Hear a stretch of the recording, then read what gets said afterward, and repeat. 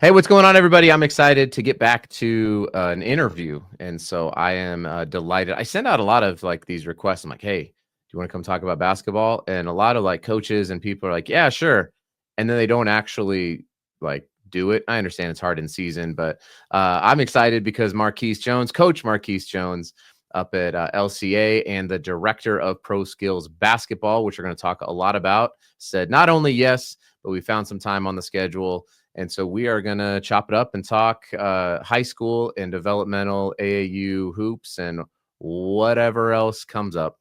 Let's get going. This is the Utah High School Hoops Podcast, your source for sometimes informative, but always entertaining coverage of the Utah high school hoop scene. With your host, Adam Peak.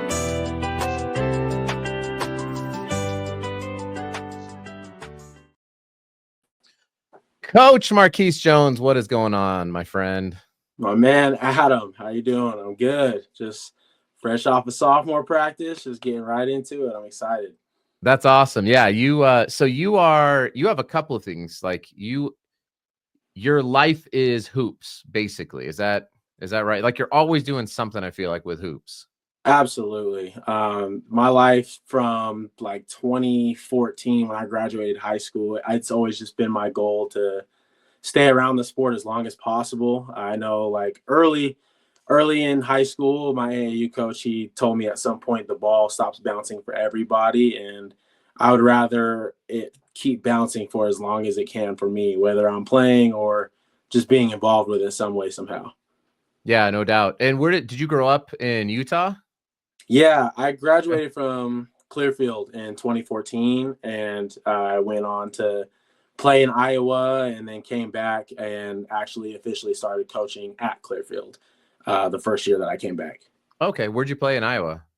It was a small school called Iowa Wesleyan. It was in the southeast corner of Iowa, just outside the quad cities of there, Chicago, and Missouri. Yeah. But it wasn't too bad of a school. They were D2 when I signed there, and then we went D3 during my sophomore and junior seasons. And it was a nice experience, like being in a small town Iowa. It was very, very different than it was here in Utah, but it gave me like that good sense of community because everything revolved around the college.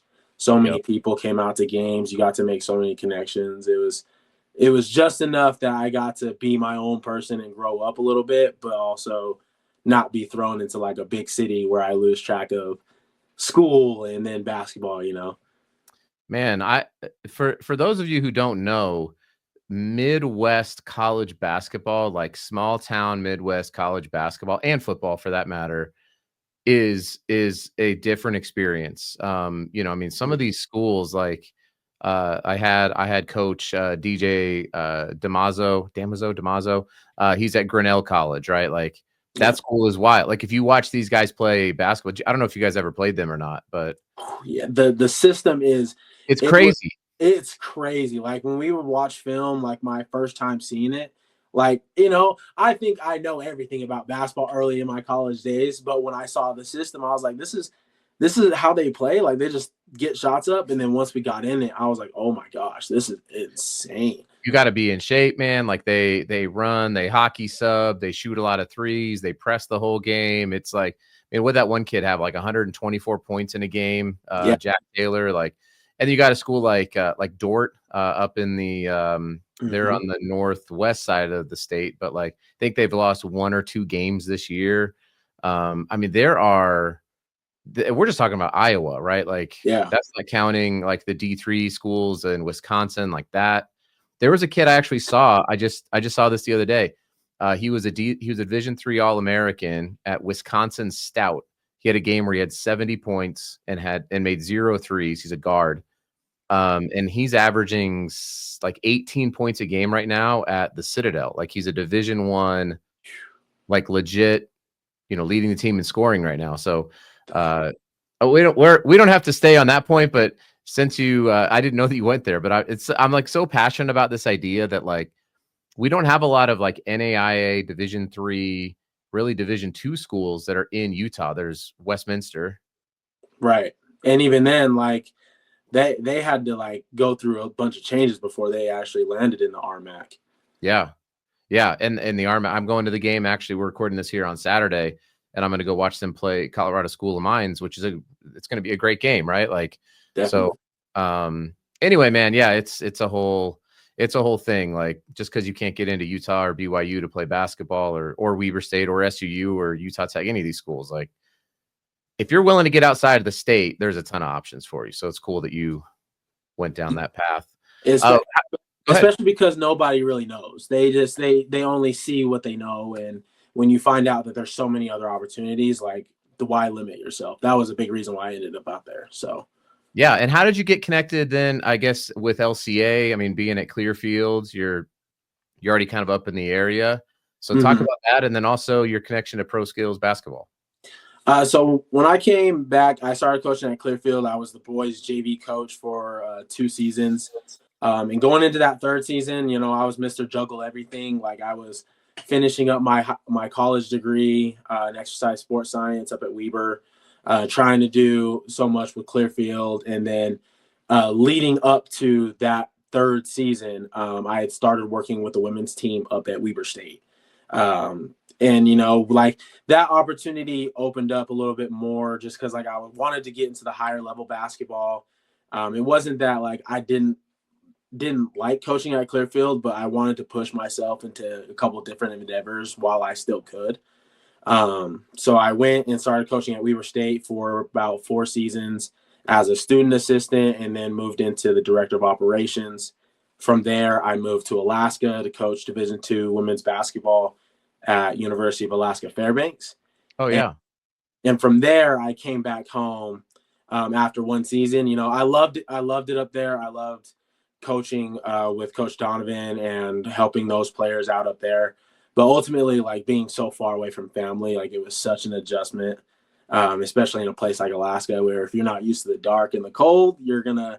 It's definitely something you gotta like really hard pivot into. No doubt. But when I came back, Coach Tanaka Beard at Ben Lomond, he does a lot of our DINA discipline stuff here at Layton Christian. And when Coach Stanley got the job, he was like, "Look, I can't leave Ben Lomond for an assistant job, but I got this young guy that just moved back, and I'm sure he would be great for your program." And Coach Stanley hit me up. We met at this Hawaiian spot down the street and put him on to some good food. I think that was probably a big reason why I ended up getting on the staff, because he knew he could trust my judgment and at least one thing in a place to eat. So, but we had ourselves a good little conversation, and from there he trusted me to bring my knowledge to his program, and I'm just thankful for it, just because it's opened up so many doors and just given me a bunch of other experiences that I wouldn't have had, you know. Yeah, man, you guys are playing everybody, and I know you got a pretty tough schedule coming up here in the next week or so. I think you may be up at the top of that Max Preps toughest schedule in the nation after your next 4 games. That's cool. Ask Coach Stanley about our first meeting at the coffee shop, and you'll get a pretty good laugh out of that one. So let's, because I do, like, we could talk a lot about LCA, and I joked beforehand. I was like, yeah, but you know, we gotta have Casey on to really brag on his kids. But you know, there's no doubt you guys have a great program there. You know, obviously first year going independent. You've got a couple, three signed Division I players. I think probably some more in the 2026 class as well. So it's been cool to watch your program. But all of a sudden I started seeing you talk a little bit more about like youth basketball, and I was like, okay, let's see what Coach has going on here.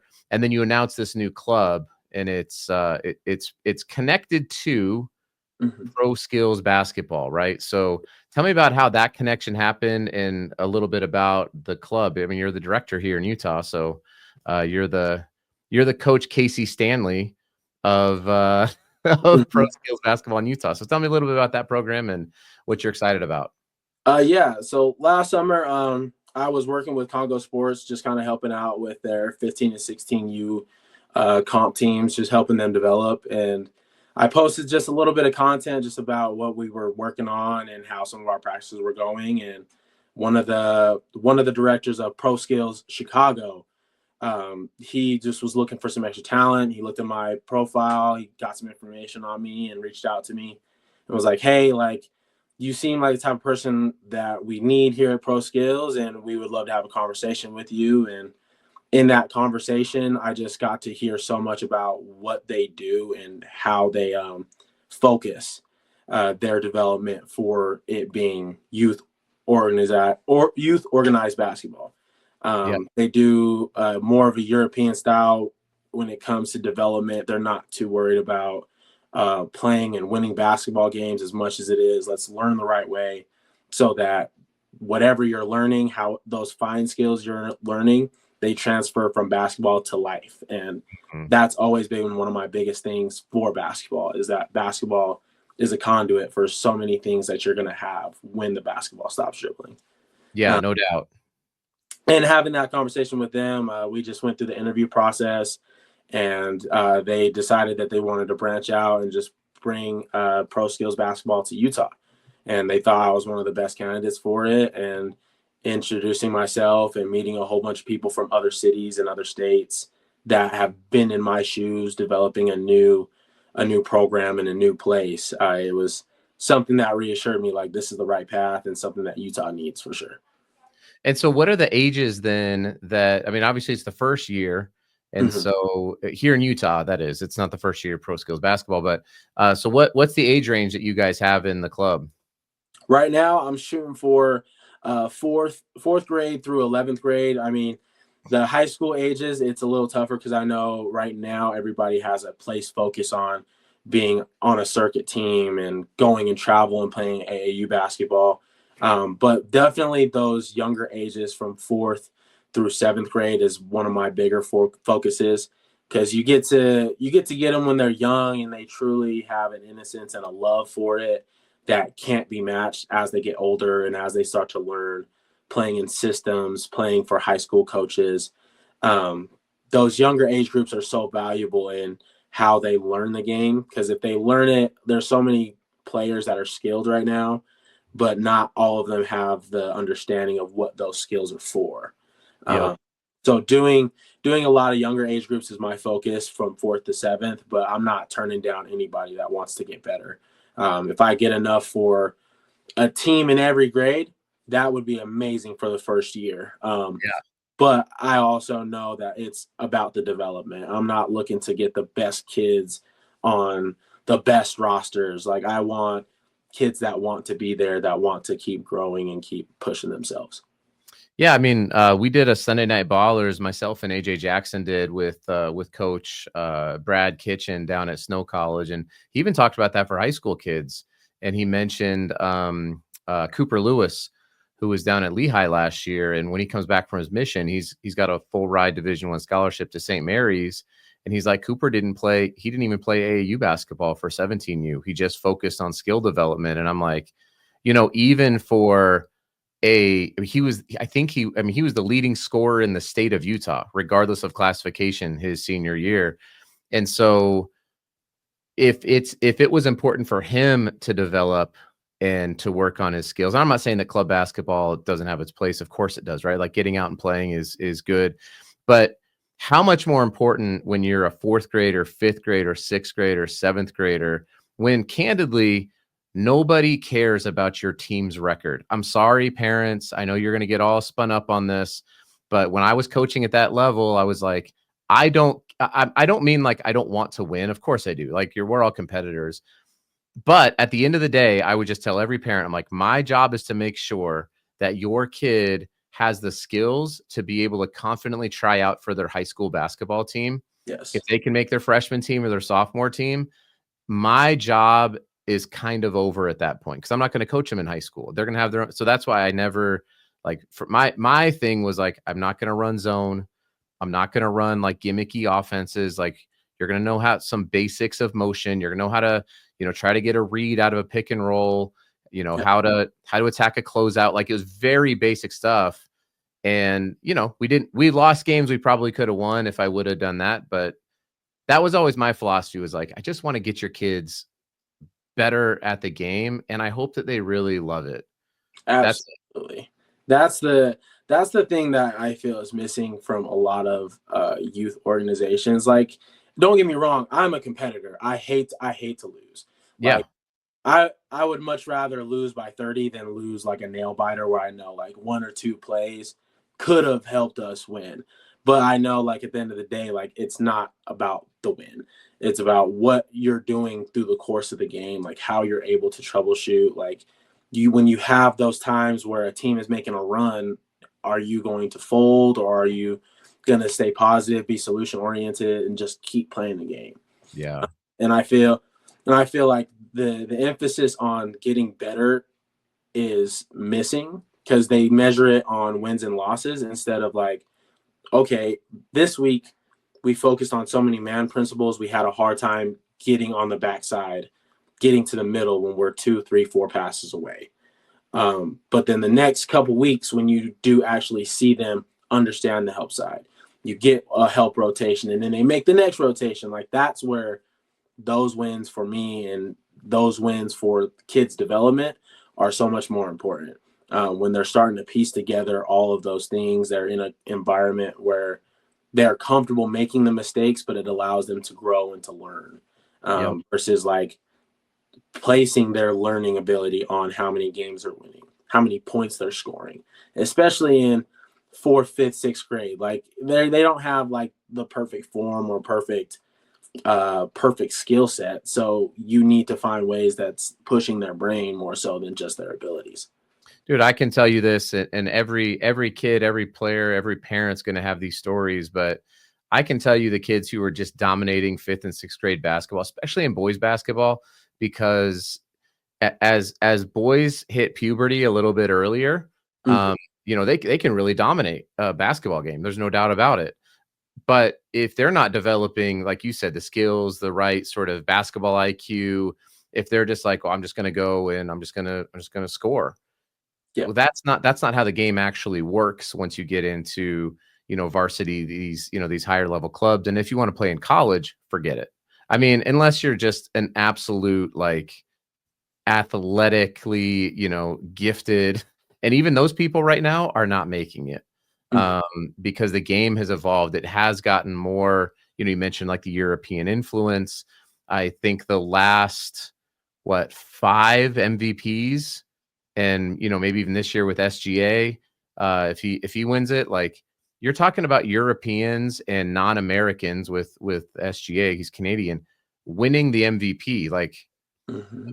and a lot of that starts, I think, with exactly what you're trying to change, which is like the culture of AAU basketball. We have to be so much more developmentally focused. So that's awesome that you guys are doing that.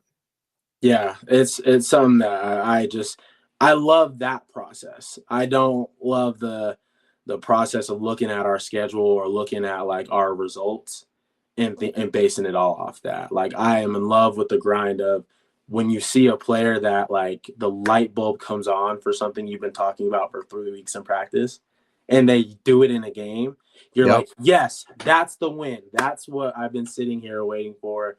And then they start to connect it and they keep doing it and keep adding it. Now they're just as hungry. That's the type of stuff that I love, trying to build that culture more so. That's great. So you have this first year club, all the way from, up to high school. Are you putting the teams together now? Do you already have teams? Like, how do people get involved? Where are you at? Are you up in like, what is it, Davis? That's like North Davis County, Davis County. I don't know my Utah counties all that well. So where are you Yeah, guys practicing at? Like, what are all the let me tell you one thing. When I yeah. moved here, I do want you to answer that question. But when I moved here from Colorado, Mm-hmm. and my son was like, "Hey, I'd like to play basketball." I was like, "Cool." It's very difficult. And I know this sounds silly to us who have been in it now for a while. It was really hard to Mm-hmm. find and figure out, like, how do you go play fifth grade basketball in Utah? Yeah. Like, because the internet wasn't super helpful.